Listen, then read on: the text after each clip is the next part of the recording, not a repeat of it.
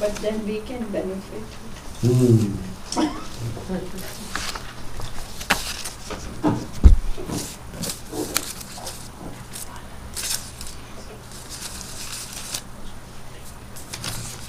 There was a Naishkarmya Siddhi question yesterday.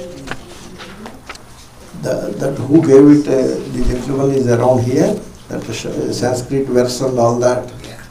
You are the one? Okay, I will answer it now. Because I don't want to postpone it. Yesterday I did not enter into it. When it comes to Brahman. Yeah, I will answer it. Thank you.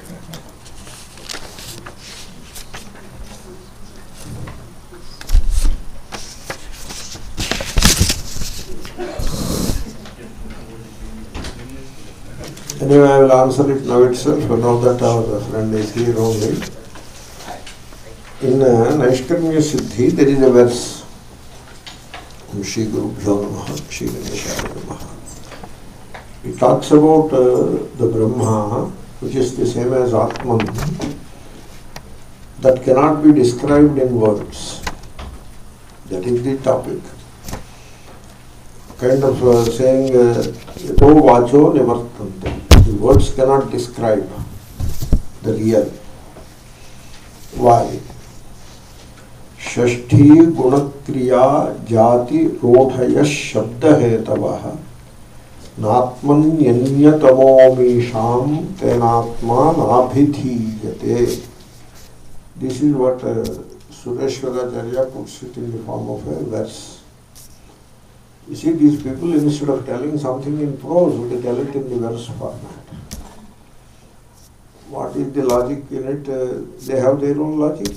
Sometimes it becomes, it doesn't come out smoothly. What you want to say, you have to put it in the verse format, means it doesn't fit right directly. You have to change it here and there, meter and all that. Chalo. So, the word, you use the word to describe a thing in a few ways. One, Shashti. Shashti is Sambandha, the connection, a relationship. So when there is a relationship, you can find out a word that describes the thing. Like Pita, Mata, these words, they describe a thing or a person based on a relationship. Then Guna, based on a quality also, you can describe a thing. Like Shvetaha Dhavati, the white one is running, means the horse it is. There Shvetaha iti Guna, use the Guna, the quality, to describe a thing. The white one is running, like that. Then Kriya, you can describe a thing in terms of its action. Like the cook is a good guy.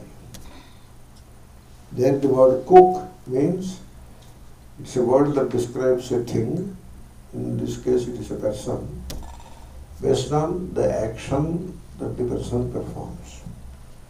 Then Jati. Jati is the species. Like the cow. Cow gives milk. What does that mean? It is not a one cow that gives milk, right? The very species called cow gives milk. And so you can see this is a cow, that is cow, that is cow, that is cow, like that. Countless cows are there in the world. Therefore the word cow refers to not one individual animal, it refers to the species, the cow. Okay? The birds fly in the sky. The bird flies in the sky. That is where the species is being described. So the word which means the species is used to describe a thing. Then Rudhi. Rudhi means somehow the word is coming like that and you use it. Like a tree. Tree. Why do you call the tree a tree? We don't know why we call it like that. For everything you cannot bring out etymology. So there must be something, when the word was created some millions of years ago or thousands of years ago, there must be something which made them say tree. And so that word stuck. And therefore, you use it in English language, a tree. So such words which cannot be characterized as a quality or as a species or as a sambandha, etc. But they are in use. Such words are called rudhi, means fixed words. Okay? So these are the ways in which a word can be employed to describe a thing. Now, the Atma, which is Brahman, here they use the words Brahman and Atma almost synonymously. And why almost? They use them as synonyms. So the Atma or the Brahman cannot be described by any one of these ways, because Brahman has no sambandha. It is not connected to anything. For two reasons. One, there is no second to be connected, Advaya. And also, whatever appears is unreal. There can be no connection with the unreal. Therefore, the sambandha is out. Brahman is nirguna. Therefore, guna is out. Yesterday I was explaining Naishkarmya. Therefore, there is no action in Brahman, which is Atma. Therefore, Kriya is out. Brahman is the one without the second, and hence it cannot have a species name. If there are many Brahmans, then you can think of a species name for Brahman. But Brahman is not a species. Therefore, a name of this species a species kind of name cannot apply to Brahman. And then Brahman was there even before the creation was there. Therefore, you cannot have a rudhi word to describe Brahman. Now, all possible ways of words, applying words or using words are over. Now there is no another way in which a word can operate, and hence Brahman cannot be described in words. That is the verse. Good. One question is Om Shri Gurubhyo Namaha Hare Om Shruti Smruti Alayam Karunalayam Namami Bhagavat Pada Shankaram Yasya Nishvasitam Veda Yo Vedebhyo Khilam Jagat Nirmame Tamaham Vande Vidyatirthamaheshwaram. In Pancadasi, I am doing some verses in Trupti Deepa Prakaranam, the 7th chapter. And these verses were suggested by Shivji Kapurji in a letter. Therefore, I am doing them. And the topic is the unreal nature of the Jagat, which I have covered, and therefore dispassion towards the Jagat. There must be implication, you know. When the Jagat is unreal, what does it mean to us in our life? It is not some theoretical discourse. It must have a meaning in life, an implication in life. What is the implication? The implication is vairagya. If the Jagat is not real, why should you go after the things of the world? Go after the Jagat. No point in it, you know. Suppose you see something on the movie screen and get attached to that. That is silly. Because what you see on the movie screen is not real. Why should you get attached to that? In India, exactly that happens. Exactly that. They look at the hero as a kind of a Robin Hood. So, some kind of a sentiment they put around the hero and make a movie. And there are fan associations. Fans, these are all fans. They believe these fans are funny people really. They believe that the hero is exactly as he appears in the movie. That is how they believe. And when they go to the movie, they go with baskets of flowers and coins.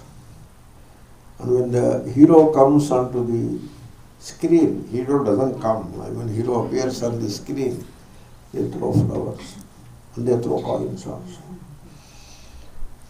Now, would you do that? Why won't you do that? In India, they vote for him also in the election. They vote for that person in the election. I don't know how Ronald Reagan was elected here, I don't know. But in India, M.G. Ramachandran, N.T. Ramarao, etc., they were all elected because they were doing great things on the movie screen. Really? Now, would you want to do some such thing? Would you want to join that fans association? Would you throw flowers? Would you throw coins? No. Why? Why? What happened to you? Why? False, unreal. Unreal. Then why are you going after the worldly things? Why? They are unreal too. That is the discussion. Yeah? That is the discussion. So, and the worldly people, they are after the wealth and pleasures, artha and kama. And the very intriguing part of it, or the very ridiculous part of it is, you worship God for the sake of artha and kama. You are supposed to know, you should strive to know that the world is unreal and then give it up. Instead of that, you try to believe that the world is real and now make that belief very strong by worshipping God, the gods or goddesses, to gain things of the world.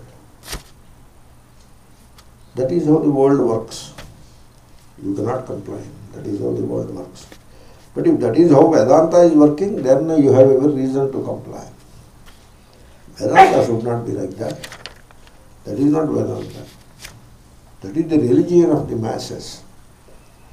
That means the religion of the masses has started occupying, like wild grass, the Vedanta space. It is occupying the Vedanta space. Like in the garden, there is a single rose plant standing with a rose there. A wild grass is occupying that space also. And soon you will not see the rose plant anymore. Only white grass will be there. Tall grass will be there. So that you should not allow that to happen. So the things of the world are unreal. This we have discussed in detail. Now I don't want to repeat all that. And the repercussion or the implication of that is coming now. There is an interesting verse. 2 verses I will take and conclude this topic. So one verse which is there immediately is the 139th verse. Arthana marjane kleshaha tathaiva paripalane nashe dukkham vyaye dukkham dhikarthan kleshakarinaha. That is the verse. So, artha is wealth, of variety of wealth. Arthanam, bahuvachan, means cash, bank account, securities, plots, flats, gold, jewelry, bitcoins. Now there is a thing called bitcoins. I don't know what it is. I just read somewhere. And then what else is left? So these are the multiple forms of wealth. They are called arthana. Now there is a tremendous suffering involved in accumulating wealth. Arthanam arjane kleshaha. You know how much suffering is involved? Did you pay any attention to that? At one time I used to say, recently I have not said this, now I suddenly remember. Which is difficult, to make wealth or to know Brahman? Which is difficult? To make wealth is more difficult, not to know Brahman. If only you have the same commitment and the same application to know Brahman as we have to make wealth, you will know Brahman soon. And knowing Brahman is very easy, whereas making wealth is a one lifetime pursuit. It is like we send children to the school. The children don't know, but we send them to the school. You know, in India, there are some schools like St. Anne's in Secunderabad, where the lady is allowed to register for a seat in that school when she is pregnant.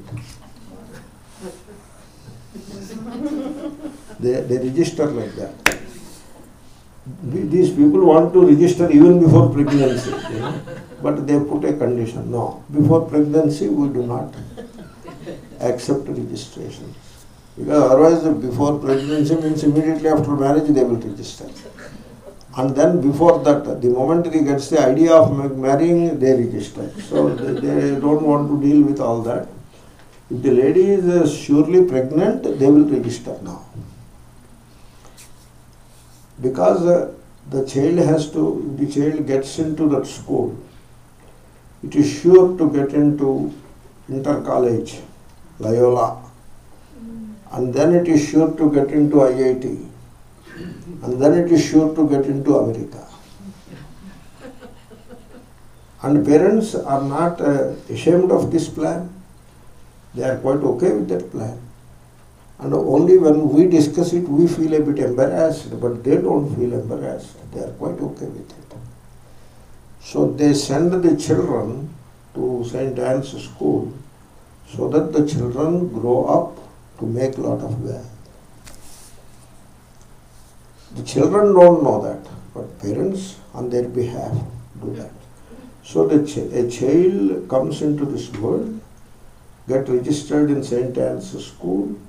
Already the journey of the child to make wealth is started.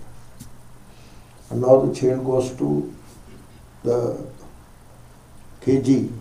The child is not yet 1 kg, but it goes to KG1.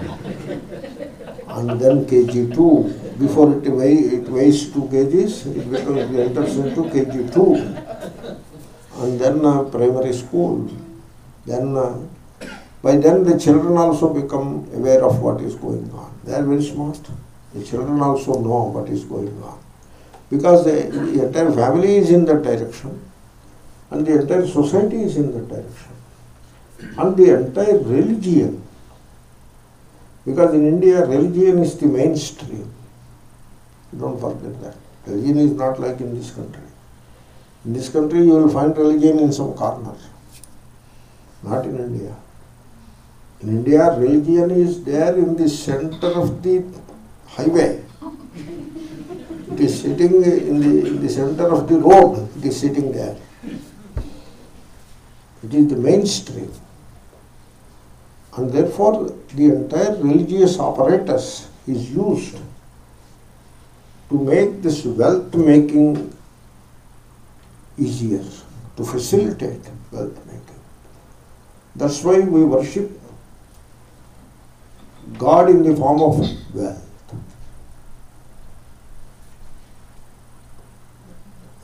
Really amazing it is. Now Vedantins have caught up with it. This is my problem. This is my problem. It is not Vedantins' problem, only this is my problem.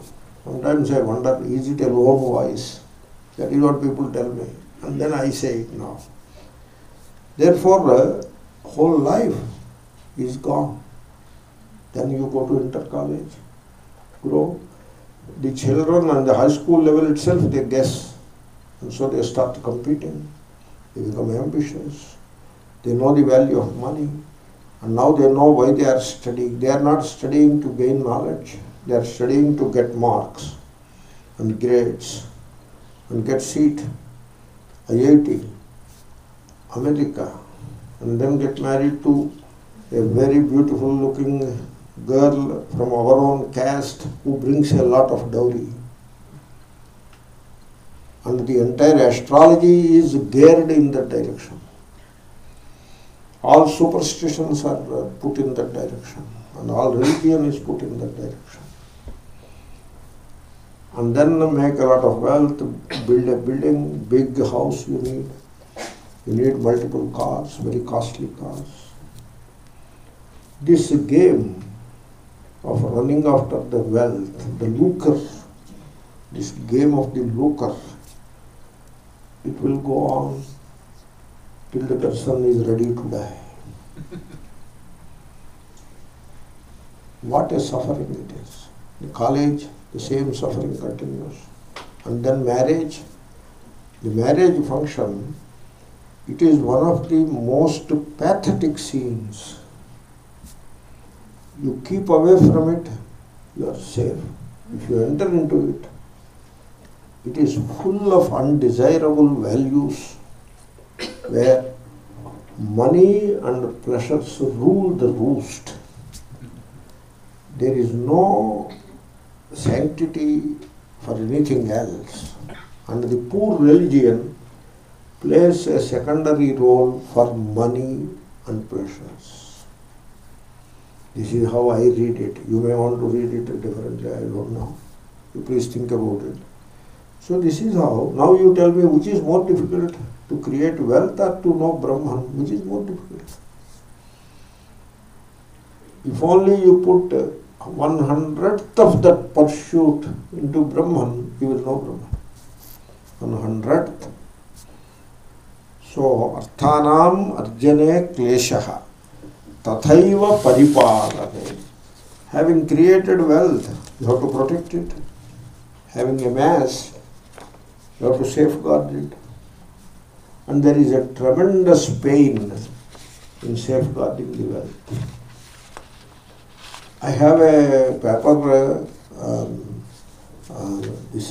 I said it in Phoenix also. Now this is the occasion to present this paper in Silicon Valley, of all places. This is a reprint of a paper from Forbes magazine, 2012,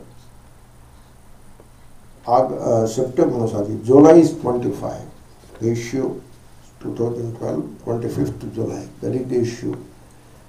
The author of the paper is Joshua Brown.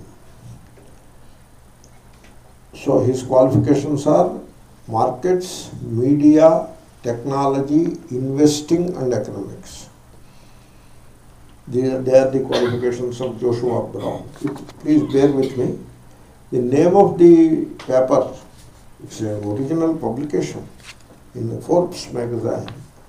The name of the paper is The 9 Financiers, a Parable About Power. That is the name of the paper. Now I am reading it briefly. It will not take much time, 5 minutes. Legend has it that in 1923, a meeting of America's most powerful men took place at the Edgewater Beach Hotel in Chicago. Attending the meeting were the following 9 financiers and power brokers. 1. The President of America's largest steel company. 2. The President of America's largest utility company. 3. The President of America's largest gas company. 4. The President of the New York Stock Exchange. 5th. The President of the Bank of International Settlements. 6th. The nation's greatest wheat speculator. America is a great wheat producer. 7th. The nation's greatest bear and speculator on Wall Street. 8th. The head of the world's greatest monopoly. 9th. A member of President Harding's cabinet. Okay, these are the 9 people. So, they are most powerful men of that time, 1923. That is when America is making great strides in money, wealth, this and that. It was said to have been both a celebration of their success as well as an opportunity to plan their future exploits and dominance. These were the captains of their respective industries and some of the most successful businessmen of the era, those 9. But how did things turn out for these distinguished gentlemen? Within 25 years, all of these great men had met a horrific end to their careers or their lives. Number 1, the president of the largest steel company, Charles Schwab, died a bankrupt man. So, tathaiva paripalana. Protecting the wealth made, you have to make and then protect it. The president of the largest utility company, Samuel Insull, died penniless within 25 years. The president of the largest gas company, Howard Hobson, suffered a mental breakdown, ending up in an insane asylum. The president of the New York Stock Exchange, Richard Whitney, had just been released from prison. The bank president, the Leon Fraser, bank means the International Bank of International Settlements, Leon Fraser, had taken his own life. The wheat speculator, Arthur Cutten, died penniless. The head of the world's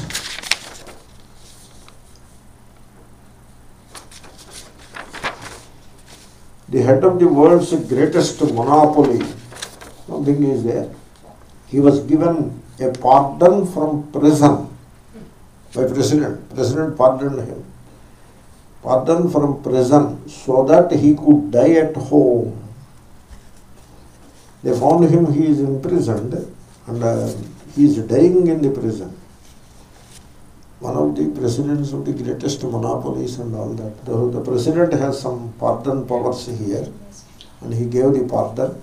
Why give pardon? He is dying, so why to keep him in the prison? So president pardoned him so that he can die at home.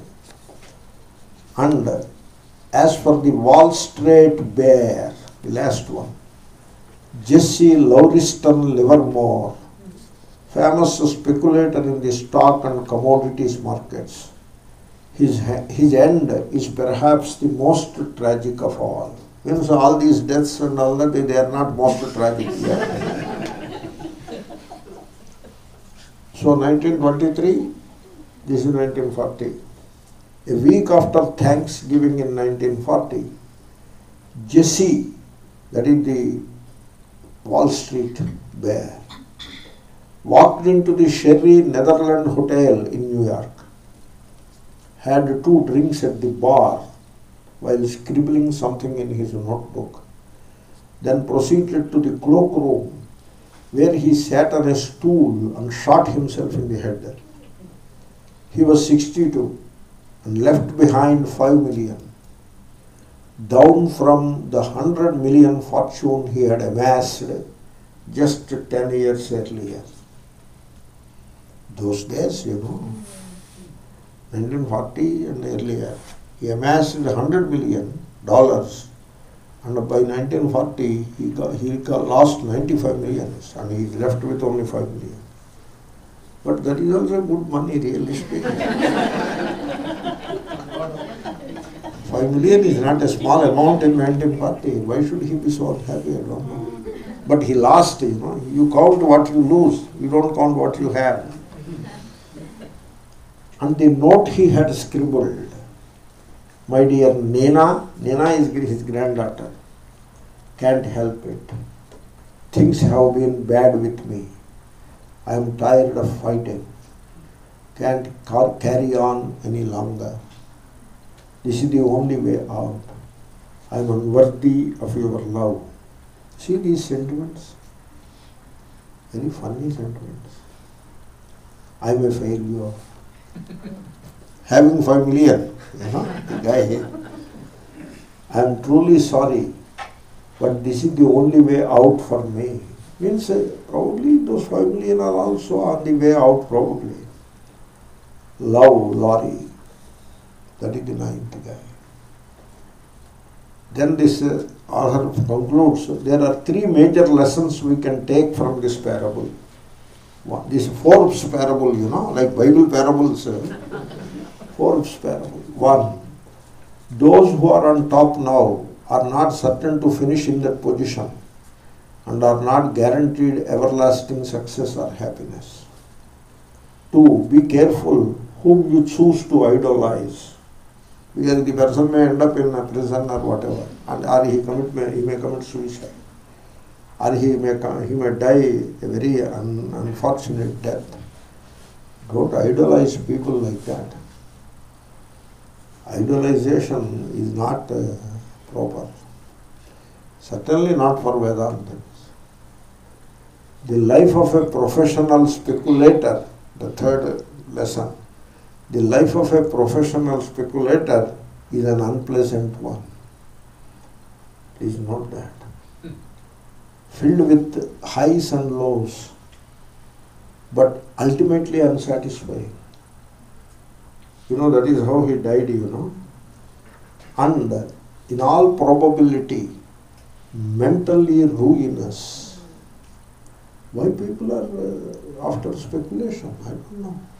If that is the conclusion, published in Forbes magazine, I think they don't read these things. Look no further than the example of history is the greatest speculator for proof of this.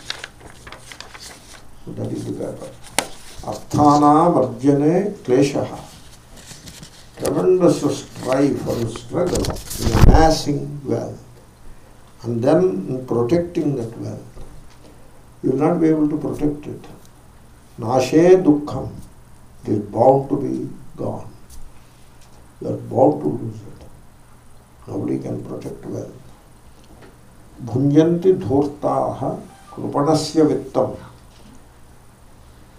So, this miserly person's wealth which he has accumulated, his wealth is enjoyed by brats and scoundrels. He will die and he will lose it. And useless people will enjoy all that wealth.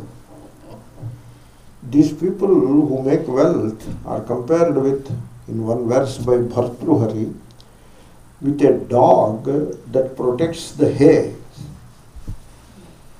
It doesn't allow the cow to eat the hay.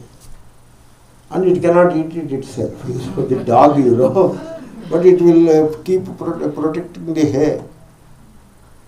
That is how people are. That is what poets says. So, nashe dukkham. When the wealth is lost, there is tremendous suffering. Vyaye dukkham. When the wealth is getting expended, there is tremendous suffering. People who make money cannot spend it. People who inherit money, they spend it. And so when it is getting expended by the inheritors, the one who made all that money will be sitting and crying bitterly. Digarthan kleshakarina. So much of affliction the wealth gives. Dig. Fire upon the wealth. Don't worship the mammon. Worship God. Let Caesar take Caesar's. This is all from Bible. Okay. Caesar's means coins, gold coins. They belong to Caesar. Caesar was the king, So let him take his gold coins. We don't want them. So like that.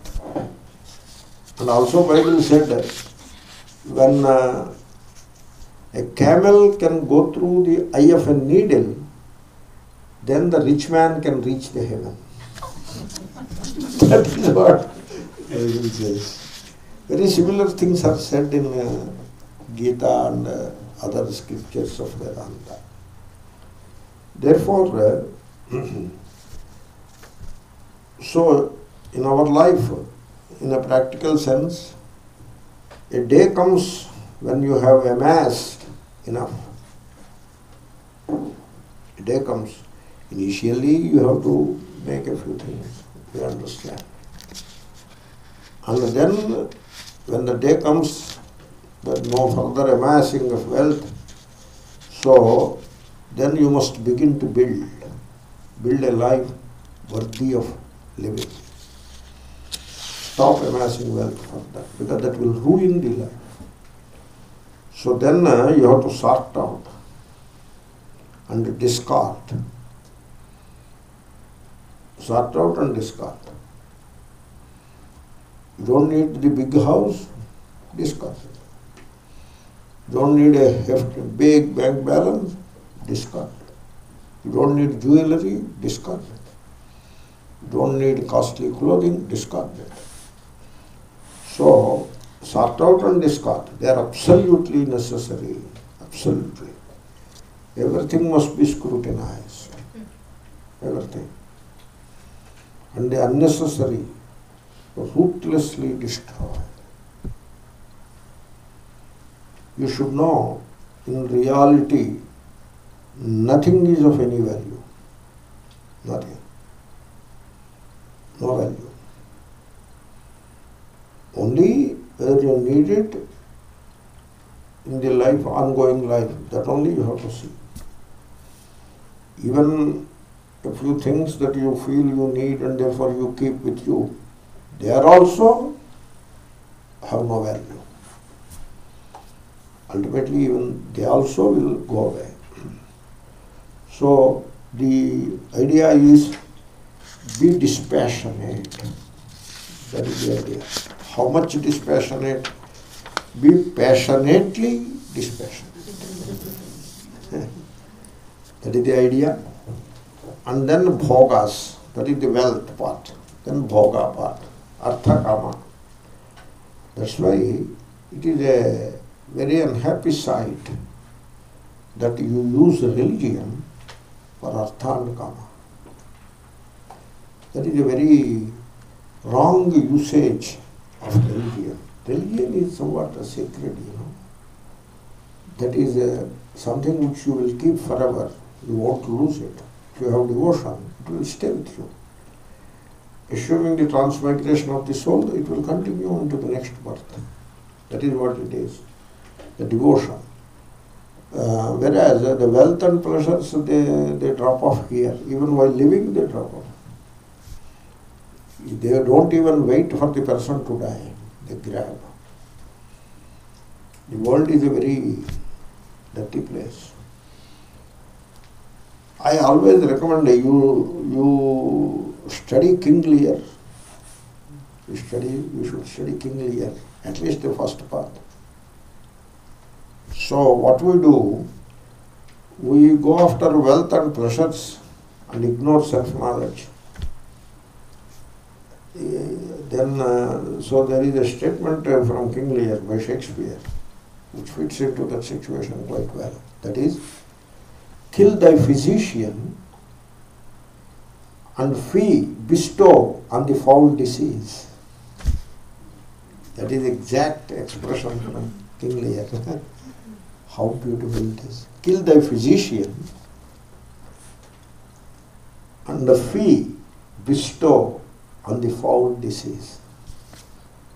So we keep Atmajnanam away, or God worship, devotion away, and put all the effort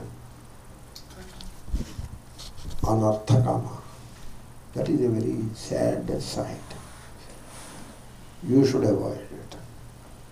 Otherwise you postpone Vedanta. Keeping both together is a contradiction in terms. What else can we say? Chalo, enough. Sometimes I wonder, we all commit this crime of worshipping the Brahman while studying Vedanta. Sometimes I wonder. Anyway, Then bhogas. न जातु कामः कामानाम् उपभोगेन शाम्यति हविषा कृष्णवर्त्मेव भूय एवाभिवर्धते. That is the verse in Pancadasi, 147. But then it's a quote. You see, Vidyaranya Swami's style is like that. He quotes the entire verse there. And he is not copying it. I mean, it is not a case of plagiarism. It is known that he is quoting. He puts the entire verse there. And so we understand that he is quoting. Okay. We should not think that he has stolen a verse from elsewhere and put it in here. So this verse comes from Mahabharata, Adi Parva. There is a section called Ashtaka Yayati Samvadaha. Mahabharata is like that, all Samvadas. Shri Krishna Arjuna Samvada like that. That is more popular. But there are a few other things, quite a few of such dialogues.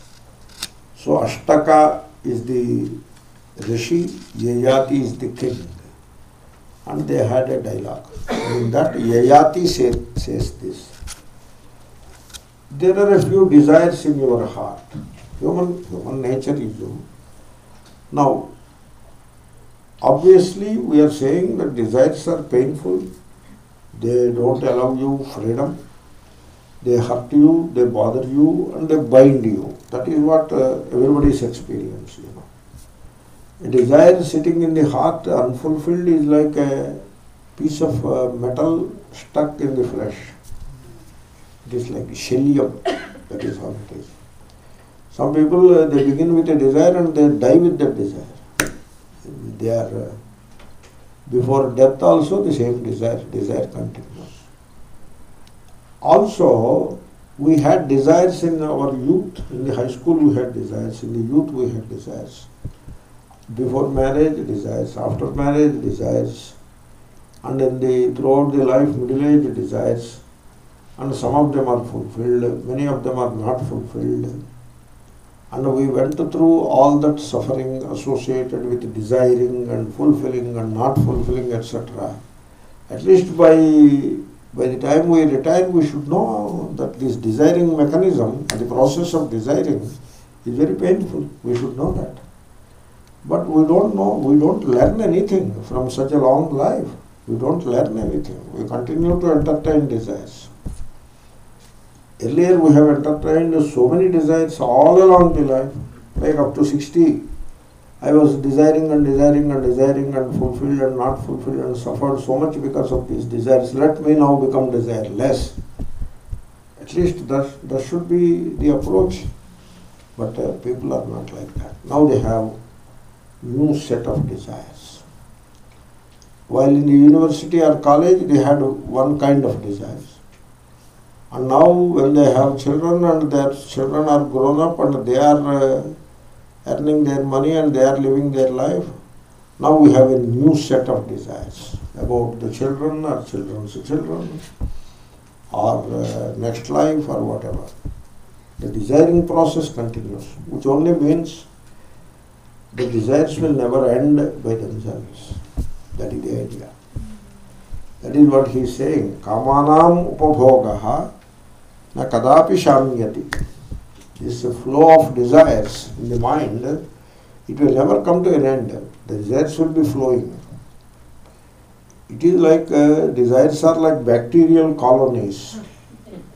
As long as nutrition is allowed, nutrition is given, is around, they grow. And you kill some bacteria, some more bacteria will be there. You see, these bacterial infections, it is a big problem.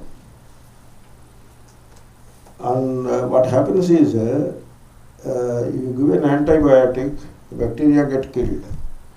But if there is a bacterial colony, they are not entirely killed, they are only suppressed. So majority of the bacteria are killed, but the colony it is, either in the nose or in the throat or wherever, the colony they have colonized. And so majority, 99.99% of the bacteria get killed by a dose of antibiotic, but a small percentage remains alive. And they remain quiet for a month or two, and then they come back again. The desires are like that. They never die. They will be coming back. Now, incidentally I am saying, I am digressing and saying, the post-antibiotic era has arrived. Must have already read in the papers. Now they have identified quite a few bacteria and the fungi that do not care for these antibiotics anymore. We used to have penicillin-resistant bacteria, but now we have carbapenem-resistant bacteria. Carbapenem is the latest of antibiotics. There is a generation after penicillin. Then penicillin derivatives like ampicillin, amoxicillin, etc. Second generation penicillins. First penicillin is a benzyl penicillin, the simplest of the penicillins. Then there are the next generation penicillins, and then cephalosporins, and then the next generation cephalosporins, and then carbapenems. 5 generations of antibiotics are over now. There is no 6th generation in sight. Antibiotics are not getting discovered anymore. They are discovering anti-cancer drugs and anti-Alzheimer's, all kinds of drugs they are discovering. In the last decade, a new antibiotic is not discovered. But the excessive use of antibiotic, human mind is very greedy, Penicillin was considered a miracle drug in 1940, a miracle drug. But human mind is greedy. Initially, the penicillin was isolated from some fungus in milligrams, and they found it has a dramatic effect on a bacterial colony. It kills the entire colony. And then they made it. They found its structure, worked on it for 3, 4, 5 years, big scientists and technologists, and made it in gram quantities. And then they made it in kg quantities. And then they made it in tons quantities. And then they made it in hundreds of tons quantities. At one time, a milligram of penicillin was a very precious substance in a laboratory. Now tons and tons of penicillin powder is sitting there. Potassium, benzyl penicillin, tons and tons and tons. What will you do with all these tons? So you have to push them into market. And so the pharmaceutical companies go after the physicians and oversubscription.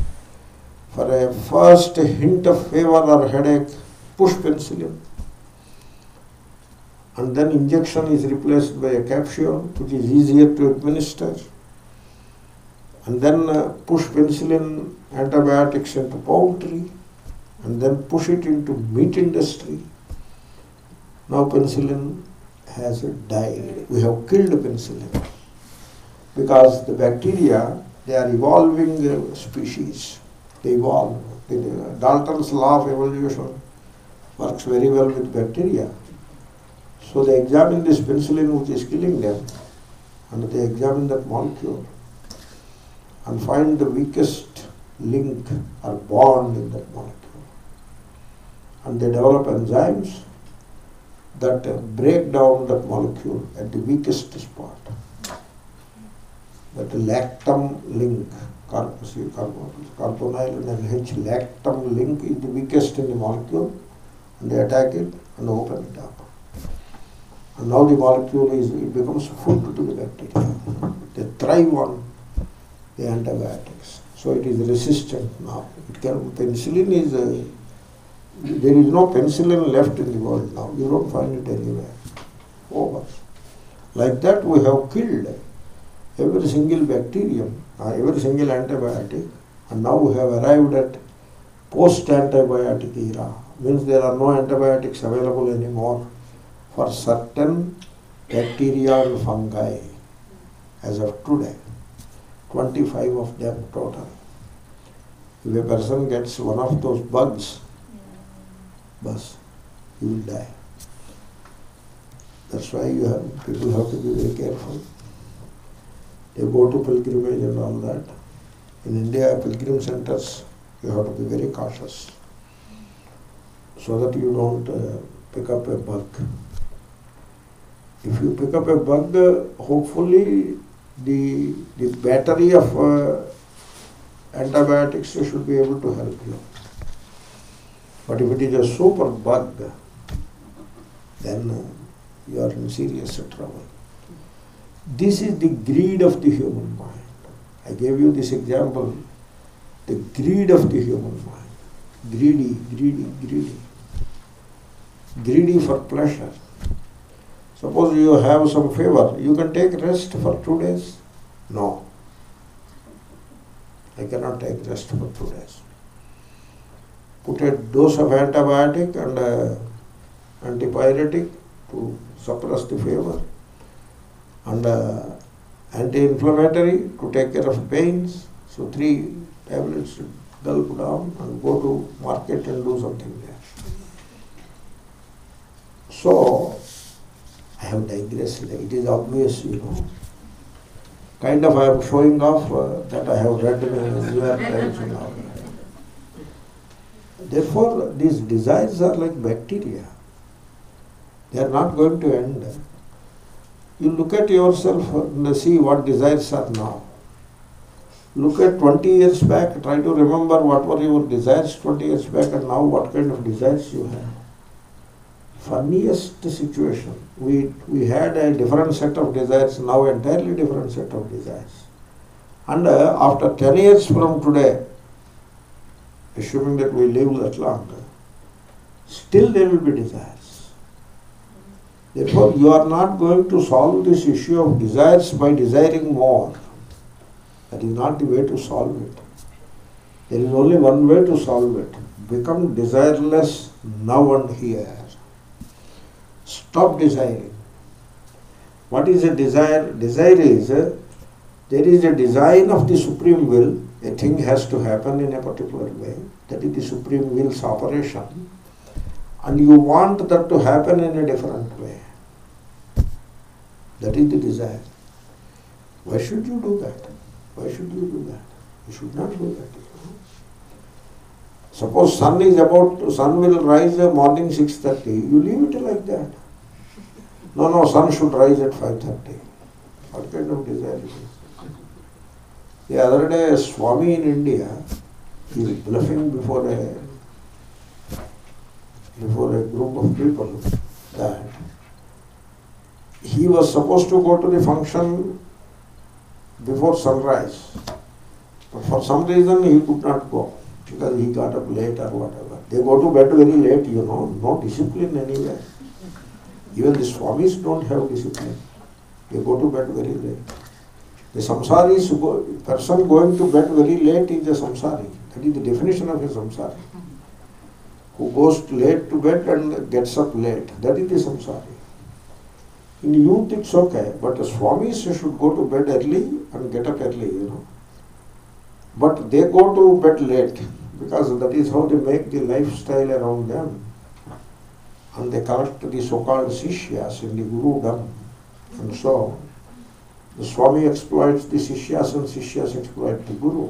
And so this goes on. And it will be going on 10, 11, 12, 1. Can you believe it? And we call it Karma Yoga, Jnana Yoga, Sankhya Yoga, E-Yoga, A-Yoga. What is yoga? What is yoga? The basic of yoga is go to bed early and get up early. That is the basic of yoga. So, when the first things are not taken care of, you are talking of bigger things. There is no point in it. Anyway, this gentleman, he went late to the program. And you know what he said? I asked the sun to stop rising for an hour. Oh sun, stop rising. I am not yet ready. The son obliged. And he went and finished his program. Then son came. He tells this in a mic to a group of 50 or 100 devotees, and they clapped. Can you believe it? The monstrosity of ignorance, the horrific nature of Gurudom, the utter meaninglessness of belief.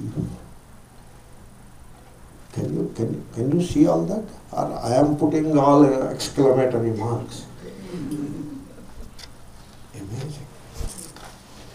Therefore, coming back to the point, this desiring is not going to end unless you pay attention to it and end it by understanding, by knowledge. Otherwise, the desiring will continue. And here the poet compares the desiring with fire. Krishna Vartma. There is an interesting name to fire. Krishna Vartma.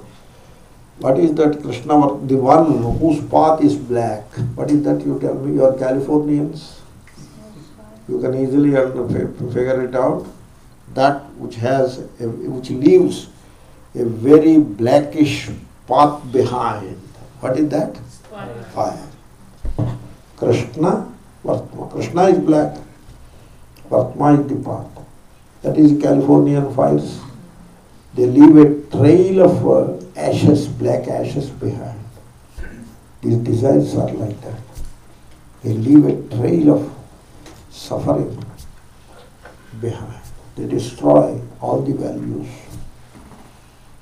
So, therefore, one has to become desireless.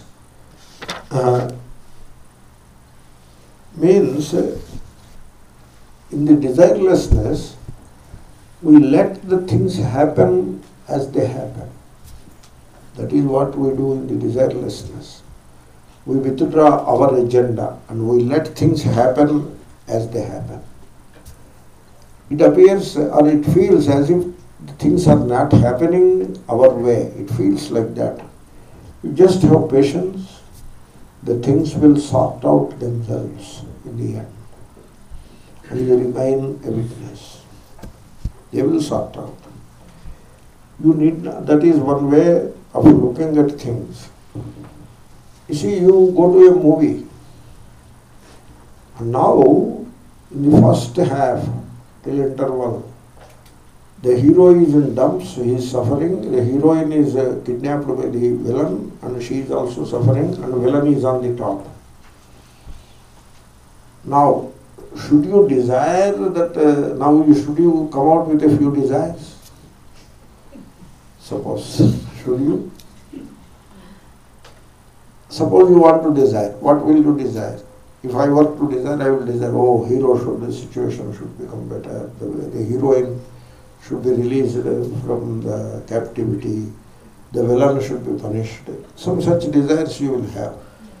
And the interval is going on and you are having a cup of coffee and entertaining these desires. Should you? Not necessary, Just wait, you finish your coffee and go back to the theatre and watch. Things will happen. Everything will sort out itself, Why you get unnecessarily worked up and come out with desires and prayers, oh God, God, God, like that. Why should you do that? So, like in the movie, this sounds very logical thing to follow, the same thing you follow in life. A bit more difficult, I suppose. You should have that sobriety within you to remain unperturbed and be a witness as the things happen and allow them to sort themselves out. That is one way to overcome desires. Another way is don't strain yourself into the future. Like people try to think what is on the other side of the wall. There is a wall and he is stretching and straining to see what is on the other side of the wall. Why should you do that? Just leave it where it is. Similarly, why you want to look into the future? What will you do with that? There is a law. This law is as precise as any physical or mathematical law. The law is the future is utterly unpredictable. That is the law. Suppose you predict it, suppose you can predict it, will it be called past or future? Yeah. Right? You have already predicted it, or somebody predicted to you on your behalf. Now you call it future or past? Past. What a ridiculous thing it is. How future can be the past? Future cannot be the past. Therefore, by reductio ad absurdo, the principle of reductio ad absurdo, the future cannot be predicted. There is such a principle. The principle is, earth is not flat. Earth is not flat. I am just explaining the principle. Earth is not flat. If earth were to be flat, then you start walking in a given direction and go on walking and walking in the same direction. You will fall off the edge. Right? But that did not happen to anybody till now. And therefore, earth is not flat. This is called reductio ad absurdo. Reduce the logic to absurdity, reduce the conclusion to absurdity, and therefore dismiss the conclusion. Okay? Similarly, suppose future is predicted by somebody. Now you know the future. Now you know the future, right? But what you know is the past. What you know is the past. It is not even the present. The known is the past. Now you predicted the future. Now it is the past. But future is past, is an absurdity, and therefore nobody can predict the future. This is the reductio ad absurdo, the principle of logic. So you want to think rationally, or you want to go by some silly belief? Therefore, future is utterly unpredictable. Today, what is the date today? 18th November. 18th October, or maybe 18th September. 18th September.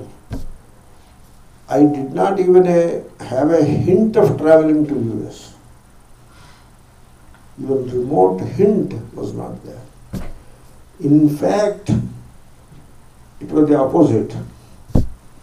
When it was known that that trip to US will not happen, I was expecting some such thing. I told one brahmachari is there, I told him, get a coconut and keep it in the room. So he asked, why Swamiji, why do you want coconut? You never asked me for coconut. You get it, you get a coconut and keep it. So now it is known that I will not travel to US in 2019. It was known. That was the conclusion that we arrived at. Then immediately, next day morning, after bath and all that, I took that coconut and went to Shivananda Ashram, where there is a Hanuman tube. I broke the coconut. Means I was paying gratitude to Bhagavan. That was the situation on September 18. But by the end of the September, a visa was sitting in my hand, and I was traveling in a very comfortable flight schedule, and I arrived in US. And San Francisco was not even in the mind anywhere. So the question of going to San Francisco doesn't even arise, Like one poor man, one day he thought, I want to go to Satyaloka, Brahmaloka. Then somebody said, shut up. So, California. It was like that on September 18th. But lo and behold, here I am. So future is utterly unpredictable according to this principle of logic. This is a reductio ad absurdum from Aristotle. Aristotle logic it is. It is there in Indian logician logic also. Therefore, future is utterly unpredictable. Therefore, why should you desire at all? Don't look into the future. Leave the future to future. This is Shakespeare. Leave tomorrow for tomorrow. Something like that he says. Somewhere, I don't remember. Shakespeare is a great philosopher, really speaking. So, you know what Shakespeare says? I don't remember the statements. If the astrologer can predict the future, then it means that all bad things that you are doing are because of some stars and planets forcing you to do bad things. You got the point? I put it in my words. That is how Shakespeare talks. So some good things you do because the planets are pushing you to do good things, and many bad things you do because the stars and planets are pushing you to do bad things. That is how it amounts. That is how it comes to conclusion. If astrology were to be right, that is what he says. You read King Lear. I mean, if you have patience, you have to read some of these things. This is the mananam. Mananam should be quality mananam, not some silly thing, Quality mananam. It should inspire you. Therefore, you need not strain towards the future. It makes you anxious and then desiring. The future will come to you on its own. Let tomorrow take care of tomorrow. You take care of today. Shakespeare. Therefore, this is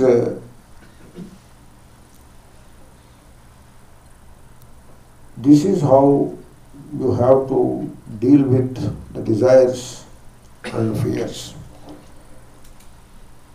Sometimes you may feel rather dull, morose, estranged, and empty for no reason. You may feel like that.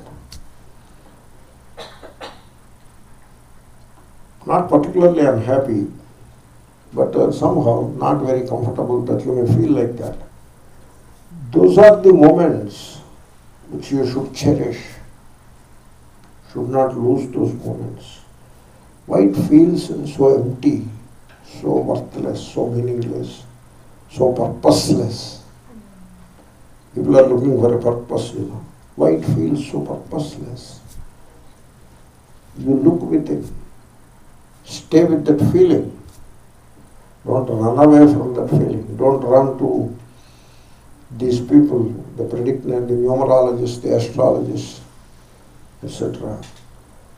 They don't know anything.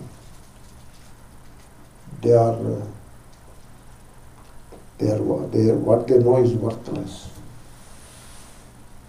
So they know as much as I know of Java C double plus. Means I am illiterate, and they are also illiterate. So don't run away from your feeling of moroseness and purposelessness, etc. Stay with it. Watch it. Be with it. Never try to escape. That kind of self-awareness, when you develop, you will come out of it with a state of desirelessness and therefore fearlessness. You become free from anxiety. People are very anxious people. They are very anxious because they are constantly thinking of the future and they have a set of demands all the time. That's why they become anxious. So come out of all this and be happy. You are Brahman. You are full, you are now. You need not gain anything from the world. The world cannot give anything to you. You are everything. You have everything. So please count your blessings instead of desiring what you don't have. You learn to count your blessings and be free. The topic is over. So in tomorrow Pancadasi class I will come out with another topic. There are a few suggestions are there. I will come out with that. Now I will spend a little time with a few questions. These are sitting with me for some time. I'll come. When all agenda and desires are let go, how do we keep them away forever? Not a problem. First you let go. Once you let go, then you start living in the present and continue to study the Shastra and contemplate and meditate. You are able to let go means they will never bother you again. They will not come back to you. How to quieten these new bubbles of desires? They won't come to you. You do one thing. When the desires haunt you, the way it is said, or even anxiety bothers you. Anxiety is because of desires only. When you have desires, you become anxious. So you see the connection between the two. Desire or agenda. Agenda is another name for desire. You have an agenda for the life. You have an agenda for the society. The society should be this way. What kind of agenda it is?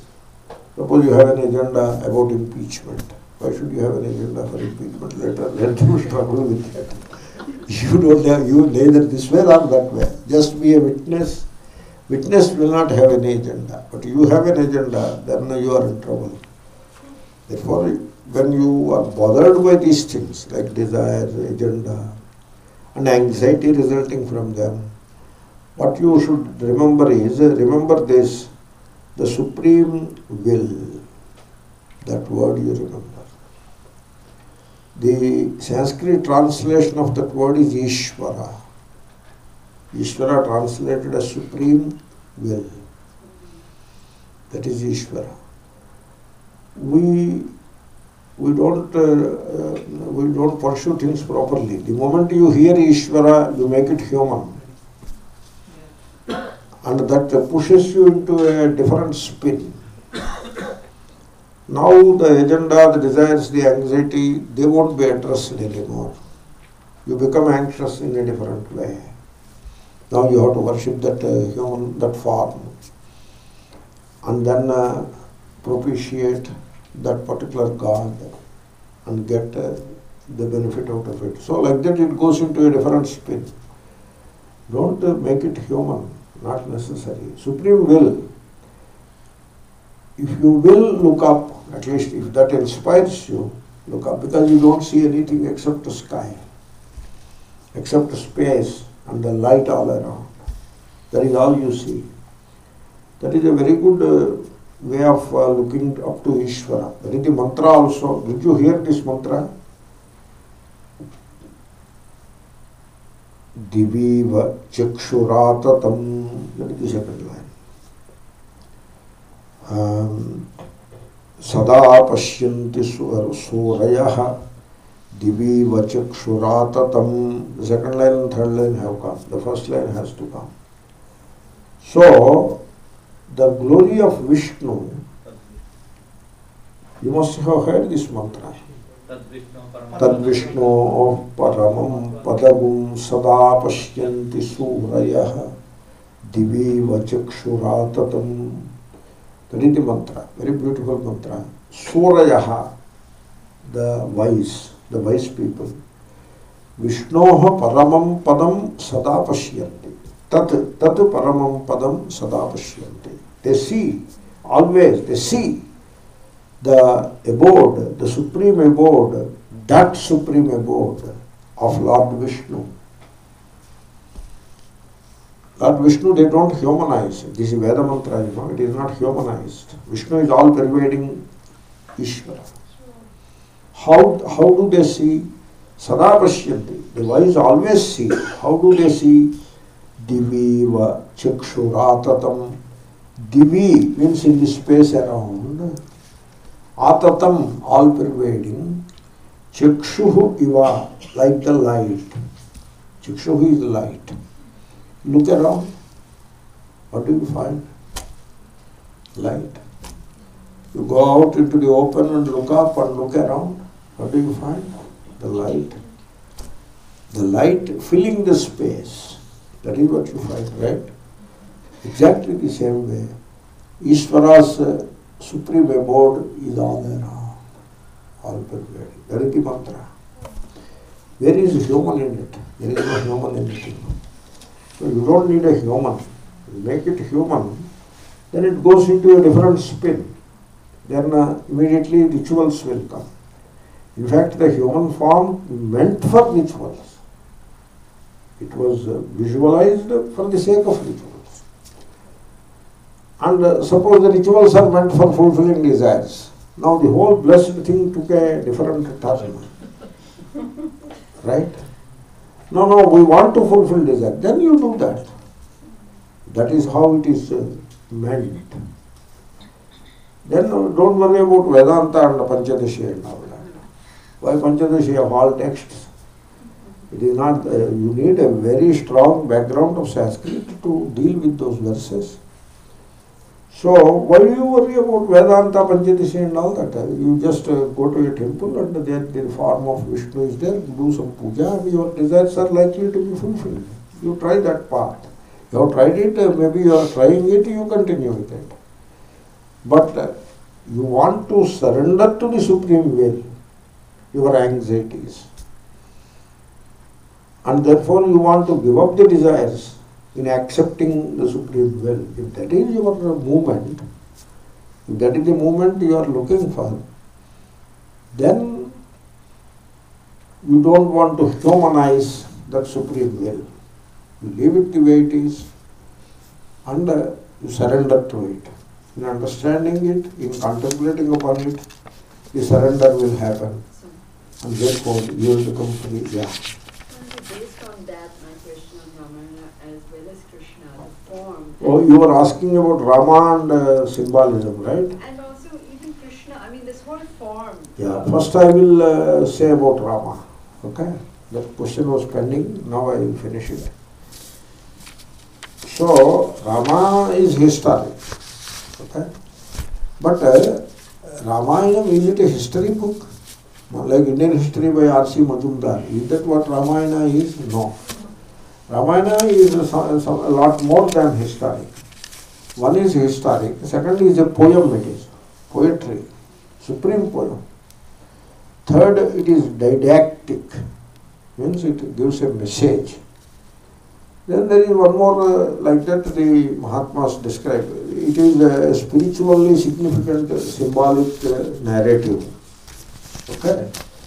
I will tell you a verse which brings out this aspect of Ramayana. The verse is like this. I hope I will remember it.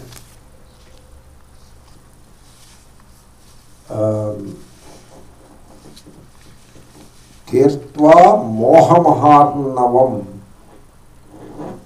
hatva kamadi rakshasan. The verse is struggling, okay? Sita shanti mupadaya atma ramo virajate. That's the second half. The first half is moha mahodadhim tirtva moha mahodadhim hatva kamadi rakshasan. I have put in my words, that is not the exact verse, but the meaning is obvious. The Hanuman has crossed, he has leapt across the ocean, leapt across the sea, okay? Now, what is that sea? That is the samsara. Samsara, the life of desires and anxieties, desires and fears, that is the samsara. That is compared with an ocean. or a sea, and Hanuman leapt across that. Who is Hanuman? You and me, we are the Hanuman. So the devotee is the Hanuman.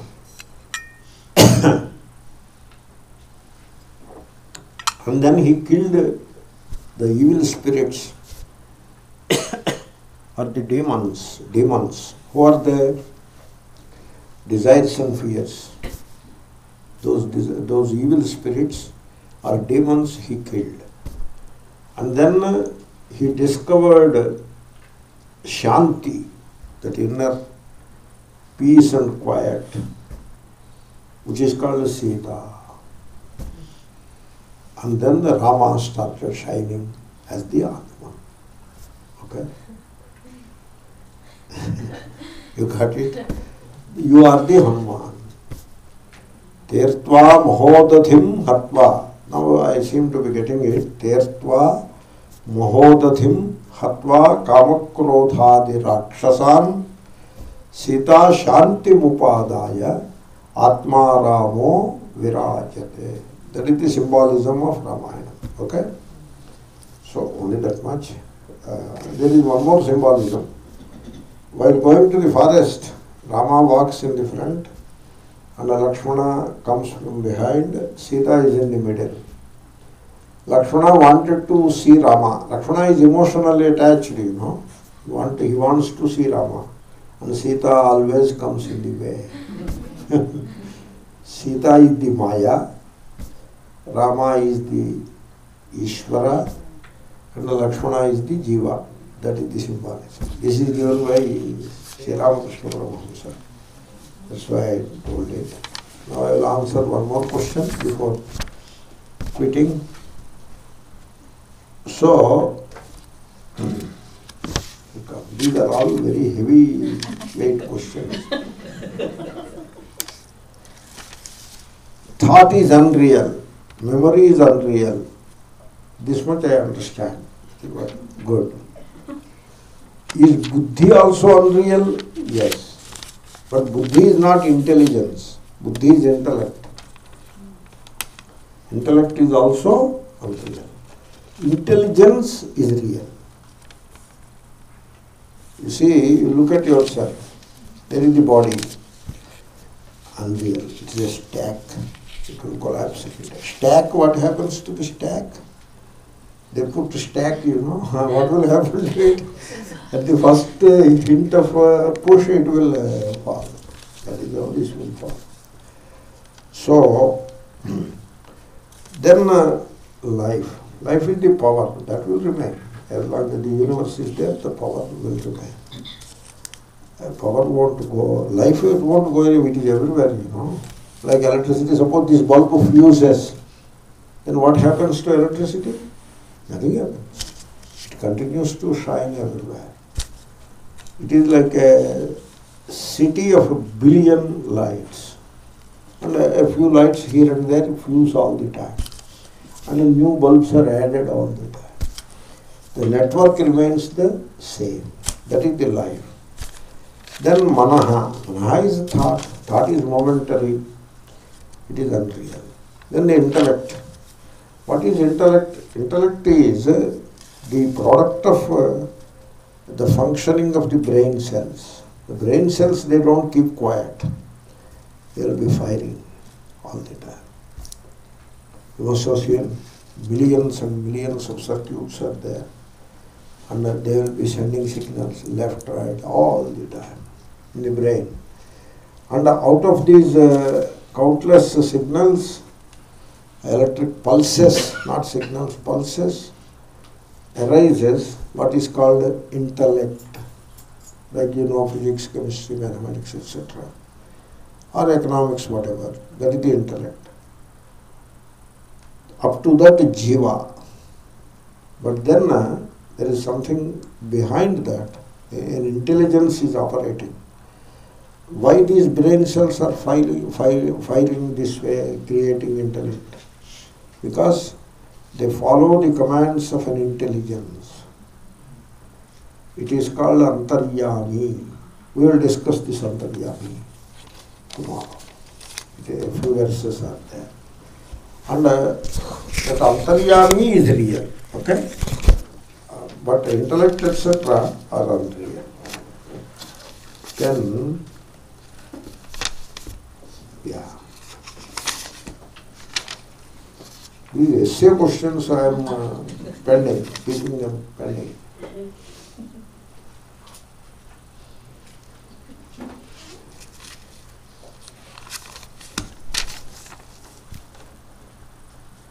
Here is a question. Let me finish this question. So, Mundaka-upanishad, what is that knowing which everything becomes known? True. That is how Mundaka starts. But then Brahman is the answer. So now Brahman is the known, right? But you say Brahman is not the known. No. It is not like that. The question is in its place. Then the answer is, you will come to the answer. When you come to the answer, you say, Brahman is that which is unknown and unknowable. And knowing that, you become liberated. Okay? Not knowing Brahman. There is no question. There is no knowing of Brahman. There is only being the Brahman.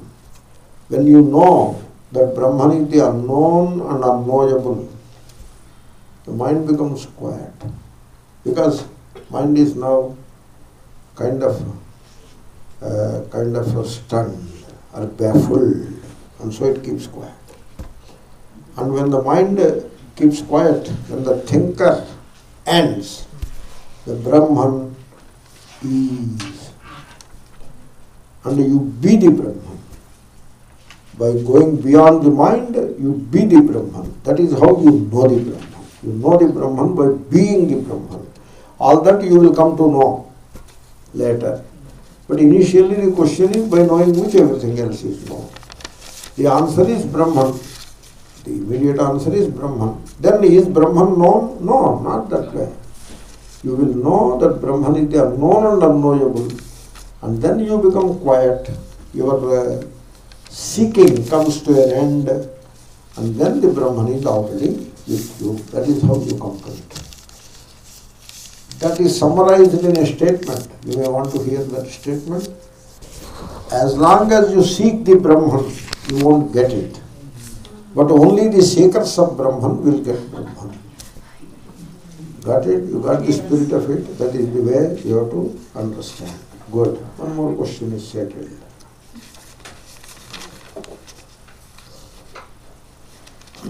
As a Vedantin, can I learn and be a sannyasi in my heart and grahastha for the world? No. Why? You be a sannyasi in heart and be a sannyasi in the world also. You need not put on these clothes. I mean, the spirit of the question I understand. You be a sannyasi in the heart and be a grahastha in the world. Yeah, that is the right way to do.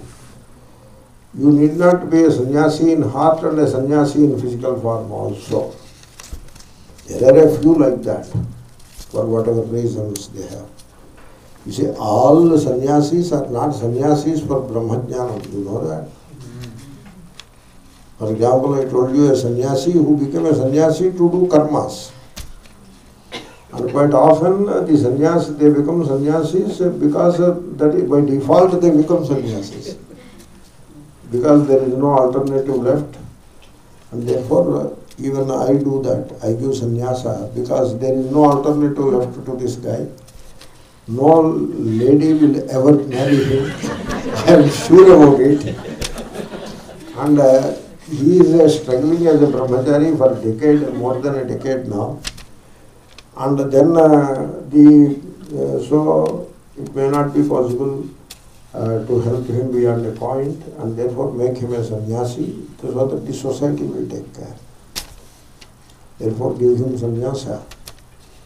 And now leave him alone, and the society will, in Indian society, in India, they take care. Outside India they don't take care. That system is not there outside India. Only in India it is there. Therefore they become sannyasis like that. They don't know, they may not know much about Brahman and that. And they may not want Brahma also. That is the second category. There is another category. They believe This is a funny category. I came across this category and I never encourage this category.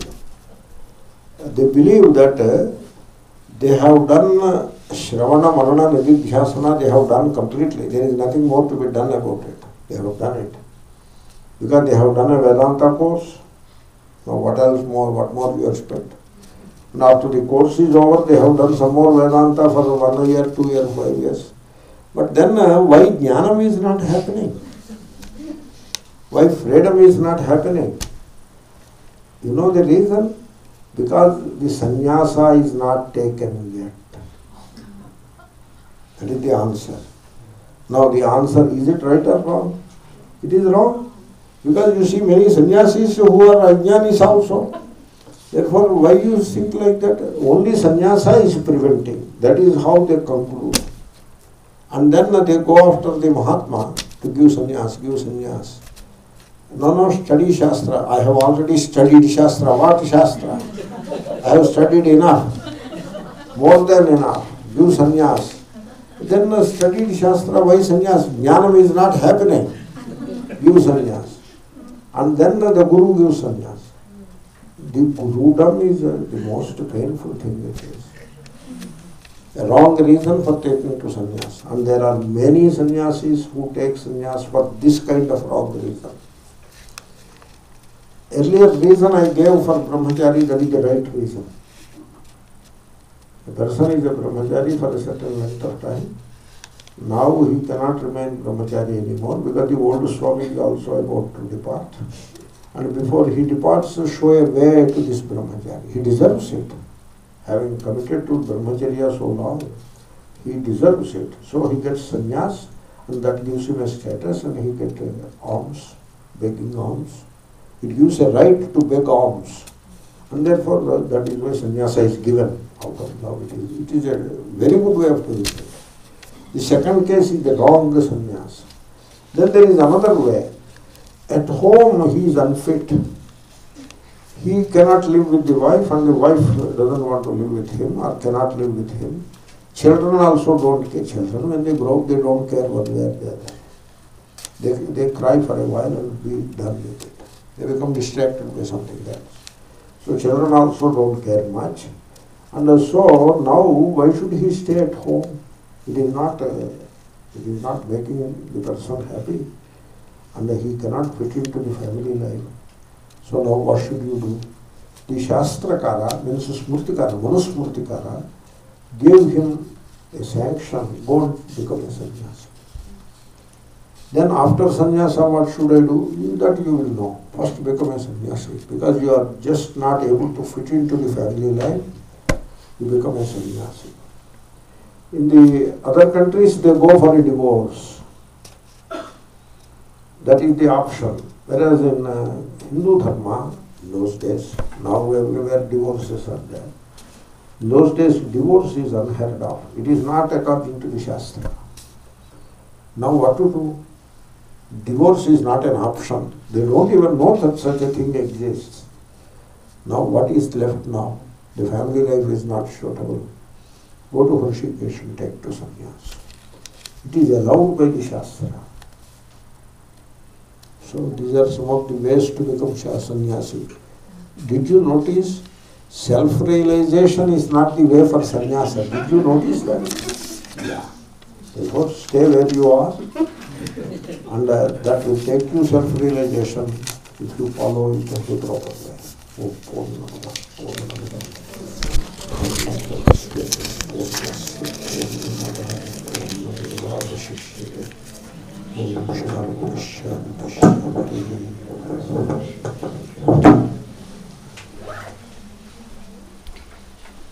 Couple of things, Swamiji.